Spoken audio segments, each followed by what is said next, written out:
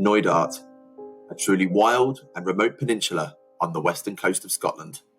With almost all of it uninhabited, it is sometimes referred to as the Rough Bounds and last wilderness in Scotland. In April 2023, I would enjoy a solo 3-day hike across the area, made up of mountain, river, and loch. Join me in what would prove to be an incredibly rewarding but challenging trip with both the best and worst of the Scottish weather thrown in for good measure. With there being no roads at all into Knoydart, even reaching its remote shores would be an adventure in itself. First, I'd have to catch a train from Glenfinnan, home of course to Harry Potter. The views from there all the way to Mallaig blew me away, with lochs and mountains at every turn. Once in town, it was a quick change onto the ferry, where I enjoyed the 30-minute crossing to the very, very remote town of Inverie. The Old Forge pub, the remotest in the UK, sadly was closed for business. This is where my Knoydart adventure would finally begin. And here we go. Welcome to Knoydart. I tell you, I've spent the last half an hour or so battling through near on horizontal rain. The weather was supposed to be decent today, but yeah, this is Scotland and the highlands of Scotland at that. So yeah, I got pretty soaked. But look at this, I had to get the camera out because the sky is actually clearing and I even saw the sun. More of the same, please. But I've got to say, as I walk along, I keep feeling like I need to pinch myself. Just so excited to be here. I wanted to come to Knoydart for a while, and at long last, made it. Just check out the views behind this really remote glen. I, of course, as you'd expect, in Knoydart, I've got it all to myself, with the company of the beautiful mountain river. Currently on a climb, about an hour into the 2-day hike, and yeah, left all signs of civilization behind. Keep fighting gravity, and I'll see you somewhere near the top. Right, well, apologies, I haven't quite made it to the top yet of this pass, but yeah, I'm pretty knackered, and yeah, need to fill up with some water.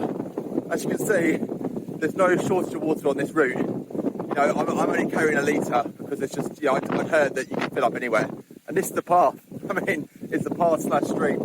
You can probably hear other body water as well. Check this out. There's literally like cascading water everywhere you look. And it's not even been that wet recently. Other reasons I've stopped, other than for some liquid refreshment, check out this view. I don't know if I'm going to get this to the top, and I don't know if this can do it justice or how well you can hear me in the wind, but it is absolutely stunning, and it shows how high we've climbed. That is the Atlantic we can see down there, and that land you can see right off in the distance out to sea, that is the Isle of Rum, I believe. Oh, look at the weather. Picking up nicely. Right, I promise, next you see me, I will be at the top of this pass. Let's go!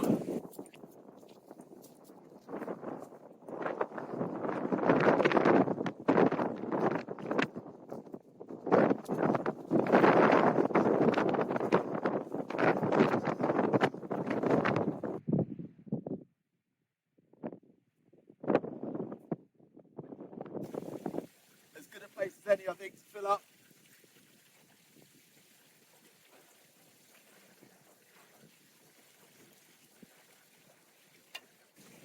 Oh, well, decided to drop a couple of chlorine tablets into the water. You know, as fresh as it probably is, just, you know, I want to be safe, don't want a dodgy belly out in the rough bounds. Yeah, you can probably see the water sort of tumbling away behind me, coming down the mountain. I mean, it's not far to the top, so yeah, really, the water's just at its source there. But I thought being a bit more out the wind as well, I'd have a bit of food. So I've just enjoyed a tuna salad, now enjoying some cherry flapjack, good burst of sugar.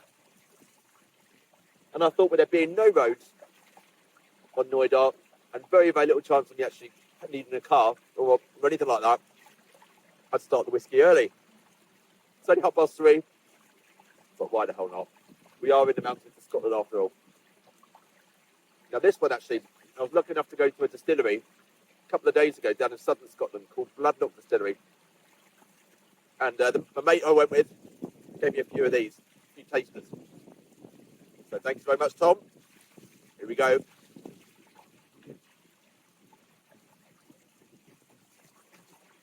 Oh, have said cheers. Or, well, I say slanche in Ireland. Anybody watching this in Scotland, if there's a way of you saying it, please let me know. That is a lovely drop of whiskey. Plenty more as well to keep you going over the next day or so. Right, I'm going to keep heading down. I can sort of see the river right down in the Glen bottom.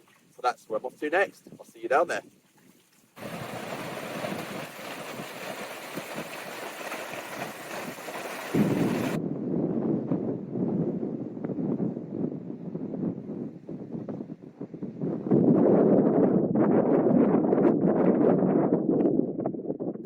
Well, apologies for the wind. It is quite blowy still. Just following this river at the moment. And yeah, the path has disappeared. I must only be about 1 kilometre away from the Bothy. But yeah, it's pretty much blanket fog, tussocky grass the entire way. I've had a few near misses already. And in fact, I can see I'm going to have to take a bit of a leap of faith here across the next bit. Here we go. Oh, and another one. And again. But I tell you, I'm loving this. Check out the scenery. My dad would say, look at that. There really are no other words to use to describe it. You just get such a sense of scale and how small you are in comparison. See what, I'll just spin around as well, because behind me here, this is where the Bothy is. It's on Loch Nevis. Might just be able to see it there. That's where I'm headed. Bothy's somewhere on the shore. Let's hope I can find it. Shouldn't be too difficult. Oh, Bothy approach. And I'll tell you what, I'm so relieved to see it. It was hard to reach over sort of tides come in, so I had to scramble over some rocks. A bit precarious in places, but just took it really easy. But you can probably see the weather's coming as well, just as I've arrived. You could say it's good timing or bad timing, I don't know, but just get inside and dry off.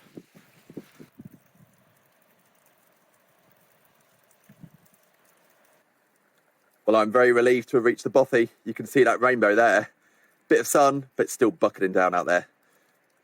But yeah, here we go, Sully's Bothy. Let me show you around. Got the place to myself at the moment. Don't know how long that's going to be for, but we'll make the most of it. So we've got a nice sleeping area there. You fit a good number in that place. Loads of ropes hanging up, actually. I don't know whether that's to hang food or just to remind you that you're sort of by a tidal lock. Certainly gives that feel anyway. Got a nice map there of the area. I'll probably check that out a bit later. And we've got another sleeping bench as well. And some more down there. So it's a small space, but it's a really, really well-used space as well. Here is obviously the feature that takes centre stage, Bothy TV, or the fire. Got a fire log with me, so we'll get that going later as it gets dark. And some very, very kind people have left some driftwood as well to dry out. So yeah, a very, very small space, but it's actually like really quite light and quite cosy as well. So I'm looking forward to the night here. Right, let's settle in.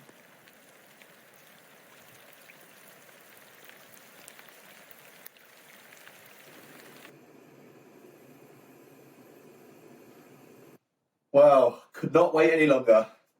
Really, really hungry. Got the water boiled up, and yeah, dinner's ready to eat.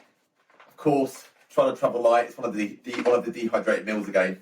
Tonight it is dal and rice with spinach. It's one of the fire pot meals. I've tried these before, really like them, but not tried this particular type. So we'll give that a whirl in a minute. And a bit of a shout out for the Pennine King, the North Pennine King, Duncan Baxter, if you're watching. You did comment before about me always trying new beers. Well, I've got a new one tonight. And obviously being in Scotland, it had to be brewed in Scotland as well. So this one is called the Black Isle Brewing Company, 21 Pale. Priorities. Let's start the booze before the food.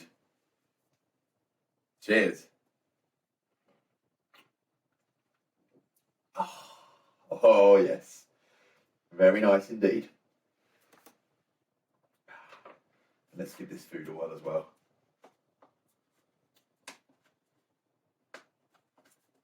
Got the fire log on the go. I'm only carrying the one. But I just thought, yeah, use it tonight. Incredible as well, it's 8:30. No one's turned up yet. But, the Bothy I stayed in last night, over near Glenfinnan, I had the place to myself there until 9:30. And then a lovely couple from Newcastle arrived. So you've just got no way of knowing. But bits of drying out, got my boots there, my socks, and I warm my feet nicely as well. So I guess I'm just going to settle in and chill. And if anything eventful happens the rest of the night, I'll come back to you. Otherwise, I'll see you in the morning.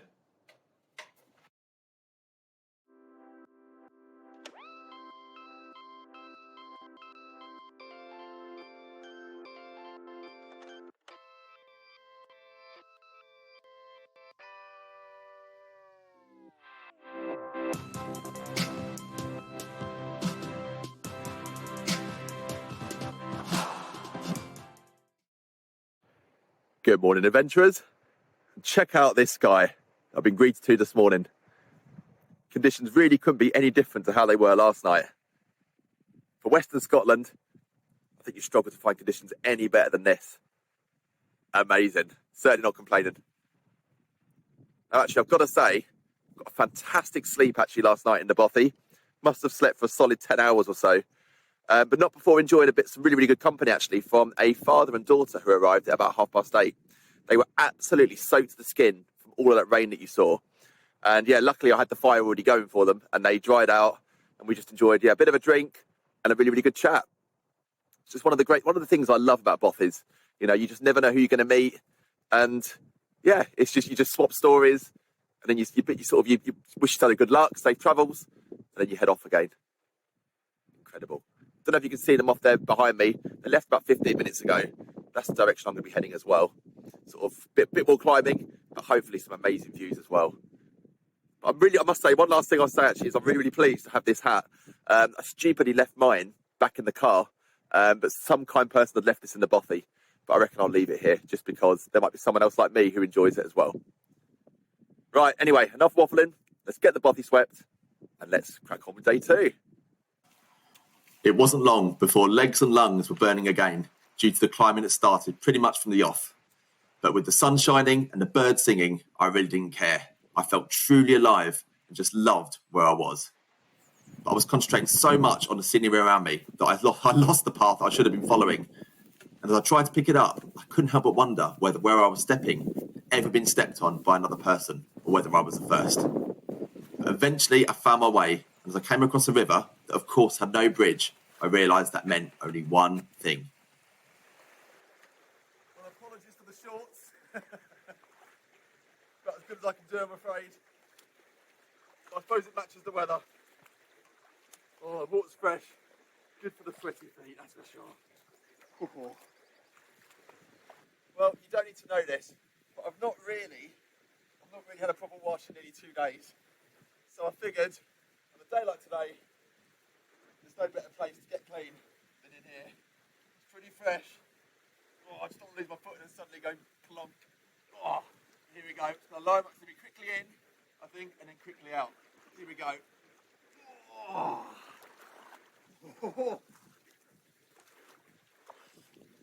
Oh. It's pretty refreshing.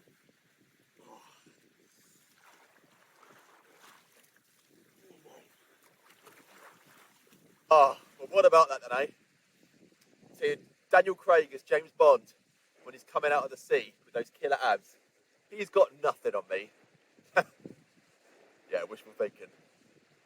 But yeah, I decided actually before I went in, I knew it was going to be cold and I was going to be pretty nippy getting out.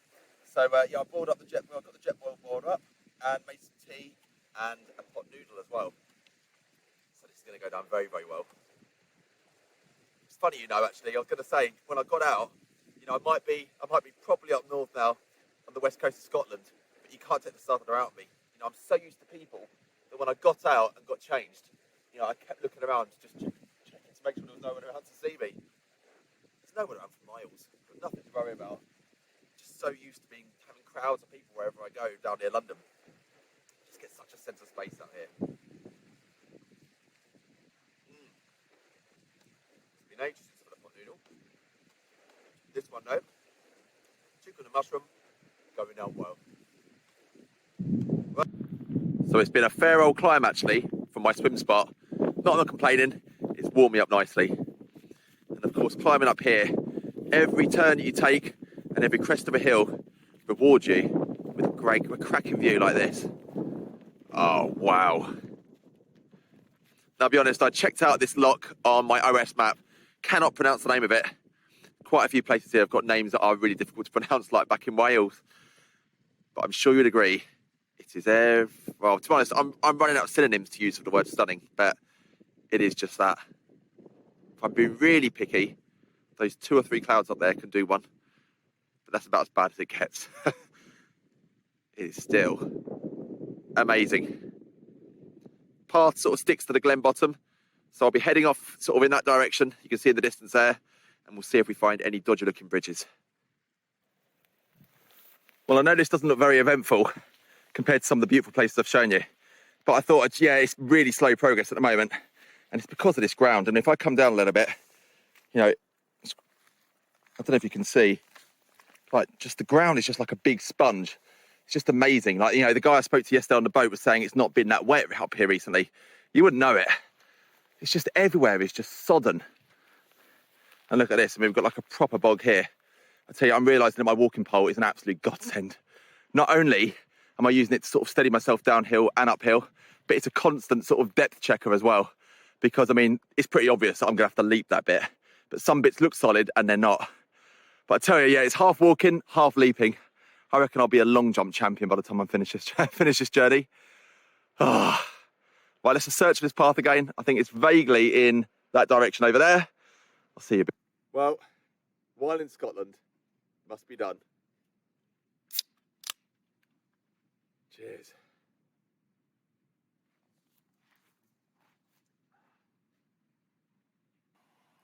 That spring sunshine sure was strong, so it was a relief to finally get out of the sun and under the trees in Glenfinnan.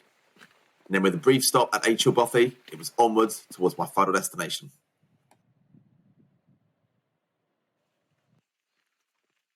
Oh, 2 kilometres to the Bothy. Thank God.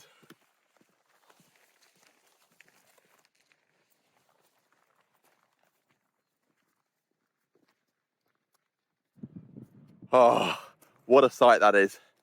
The Bothy is finally come into view, and look at the mountains around it. I mean, I've taken an extra 4 or 5 kilometre detour to come to this place, but already it's feeling like it was worth it. Absolutely unreal. And yeah, I've got to say, I've had the weight on my back today for nearly 8 hours, so I'll be so pleased to dump it anywhere in the Bothy. And I reckon if someone was to measure me, it'll be my first time under 6 feet for quite a few years. But I did see someone at the front chopping wood, so it doesn't look like I've got the place to myself. Not that I was expecting it. It is Good Friday after all, and look at the weather. So let's get in there, settle down, and meet the neighbours.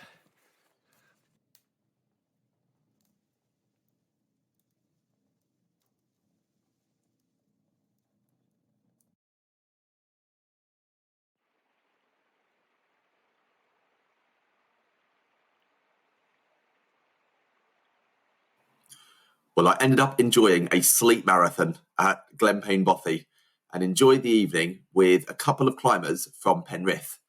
But yeah, this is me here signing off, thinking I had a mere 1 hour stroll back to the car. Yes, how wrong I was.